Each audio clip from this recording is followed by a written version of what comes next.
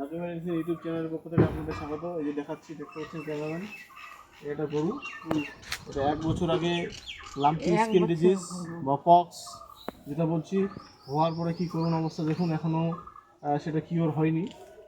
তো যারা দেশ ও দেশের বাইরে গরু চাষ করছেন, গরু পালন করছেন, তো আপনাদের উদ্দেশ্যে রিকোয়েস্ট বা অনুরোধ করব, আপনারা যেহেতু সঠিকভাবে গরুটা পালন করছেন, তো এই এলএসজি বা পক্স না হওয়ার আগে বছরে একবার এই টিকাটা করে নেবেন। আমাদের এলএসজি টিকা এবং ভ্যাকসিন হচ্ছে প্রতিনিয়ত বাজারে পাওয়া যাচ্ছে এবং সরকারি সাপ্লাইও আছে।